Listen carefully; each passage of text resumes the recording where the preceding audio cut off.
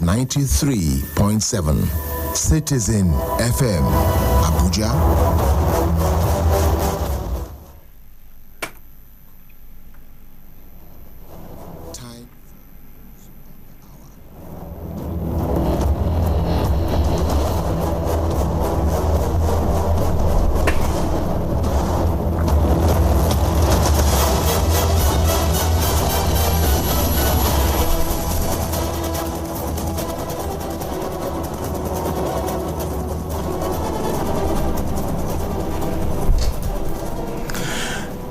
CBN debunks report on collection of old 1,500 naira notes. Police warns against attacks on banks. Mexico exhumes 31 bodies buried in clandestine graves.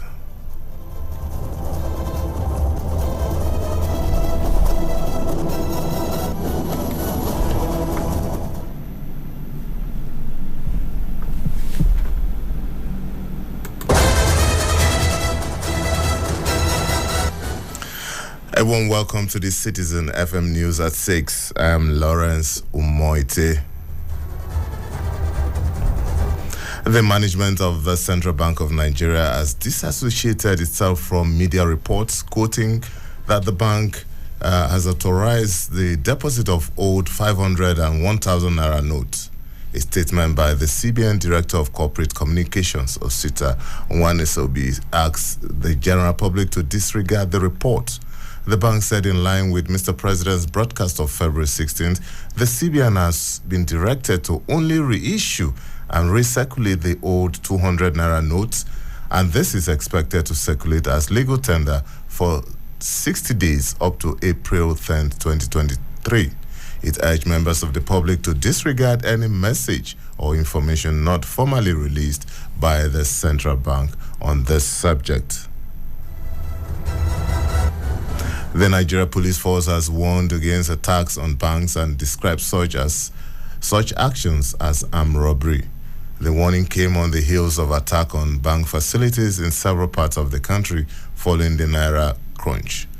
But the force spokesman Olumuyiwa Adejobi has cautioned against such, saying it will be resisted.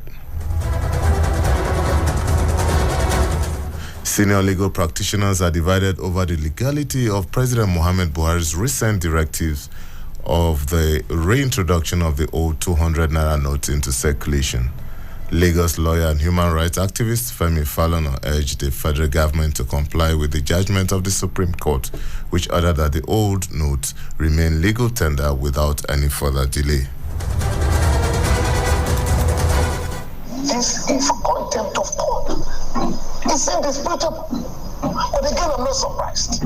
Yes, in an official address in 2018, President Baba Buhari told Nigerian lawyers in Abuja that my government will not obey court order because of national security. His Attorney General, Mr. Abubakar Malami, has repeatedly insisted that government will not obey all court orders. Again, on attack.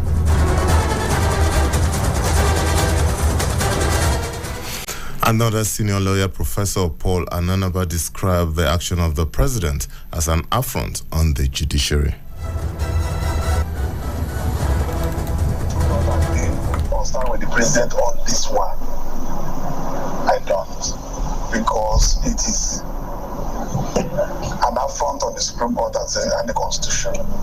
Because Section 27 is clear. You have to obey the orders of the Supreme Court. And who is the executive that will enforce the judgment of the judiciary? Is it not the president? And then it comes down to the governors. Now, what will the citizen do? Is the citizen expected to obey the Supreme Court and continue to use the 1,500 as legal tender?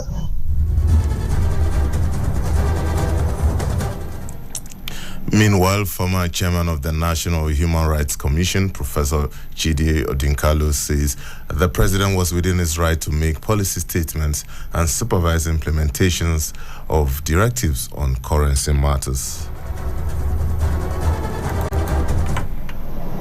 From this matter, I think Buhari is fighting for the last thing a government must fight for. And on that, he is well within his rights to do so. I don't think it is proper for state governors to go around issuing orders countermanding a president on exactly the thing that a central government cannot negotiate: money and currency. And quite frankly, what the governors are doing in this matter verges on treason. You cannot be telling a president to yield up his authority over currency systems. Governor of Central Bank, Godwin Emefiele, has appealed to Nigerians to allow the Naira redesign policy of the government to work. Speaking with newsmen on Thursday after meeting with President Muhammad Buhari and the House Ad hoc Committee on Naira redesign and swap policy at the State House, the CBN governor said allowing the currency swap to work will go a long way to help the nation's economy. I only just appeal to Nigerians, let's allow this policy to work. This policy is one policy that goes to solve the problem of reducing corruption and illicit financial flows. This policy goes to resolve some of the problems in the economy. This policy also goes to reducing the level of insecurity in the country. So these three issues, which are the tripod of this administration's policy, are all embedded in this policy. Also speaking, chairman of the House Special Ad hoc Committee on Cashless Policy and leader of the House, Ado Dogowa, emphasized that going into election without hard cash will put members of the National Assembly at a disadvantage, irrespective of political party they belong. Vote buying question, like you said, I want to tell you without any equivocality that I, the Adodogwa you know, who has won the election 7 times, and that I belong to the ruling APC proudly. No one of us in the APC, and I believe even in other parties, is out to buy votes. But you must also take into cognizance that there is a clear-cut provision in the Electoral Act which provides for the amount of money needed for every political office holder to take during campaign to use. A member of the House of Representatives is expected by law to have not more than 70 million naira to conduct his elections and whatever, logistics and other things. 70 million naira cash. Citizen FM's Omole Timothy reports that the House of Representatives is currently on break for the 2023 general elections, but the ad hoc committee is mandated to continue to interface with the CBN. The Nigerian Red Cross Society is launching an emergency appeal in aid of victims of the Turkish-Syrian earthquake. National President of the Nigerian Red Cross Society, Prince Oluyemisi Adetayo, who announced this at a media briefing in Abuja, said efforts are carried out with its movement's partners, the International Federation of the Red Cross and the International Committee on the Red Cross. He revealed that the resources collected will be sent to aid the Turkish-Syrian earthquake effort currently going on. Told expected to rise as rescue workers and the local population still search for survivors under the rubble of crushed buildings. Search and rescue operations are still on, with plans in place for recovery operations to follow.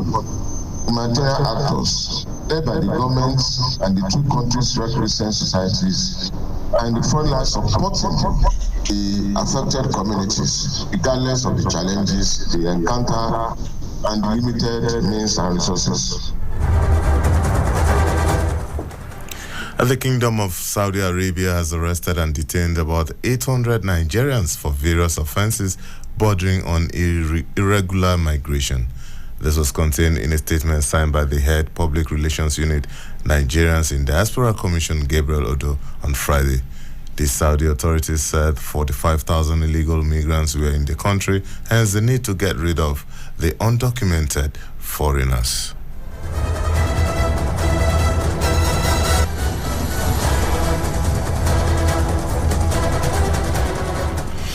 Abia State governorship candidates of the Africa Democratic Congress in the forthcoming election has called on the government at all levels to do all it could to end insecurity in Nigeria.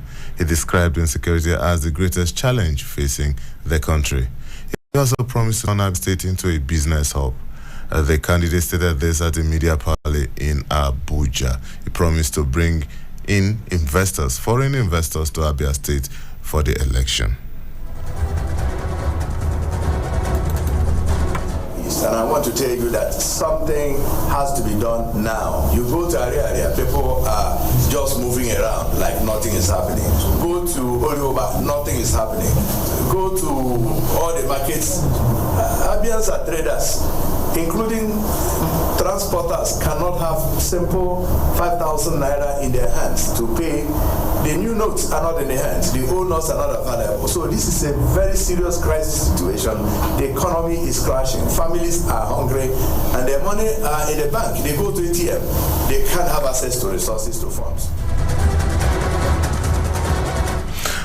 The coalition of united political parties has called on President Muhammad Buhari and the Inspector General of Police to caution the Commissioner of Police in Imo State. The CUPP's co-national spokesperson, Mark Adebayo, made the call at a press conference in Abuja. Adebayo noted that the current Imo State Commissioner of Police can deliver a free and fair and credible election.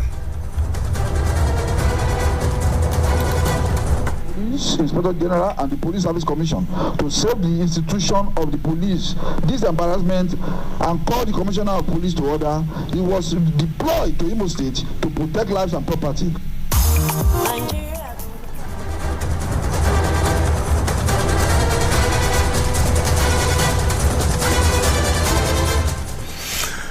31 bodies buried in 2 clandestine graves have been exhumed by authorities in western Mexico, officials have said. The first grave was found on February 1st in the town of San Idris in Jalisco State. A second grave was found after several days of investigation and the extraction of bags containing bodies.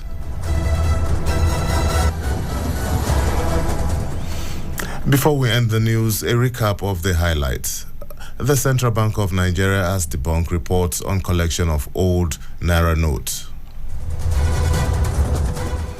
The Nigerian police have warned against attacks on banks in the country. Mexican officials have exhumed 31 bodies buried in clandestine graves.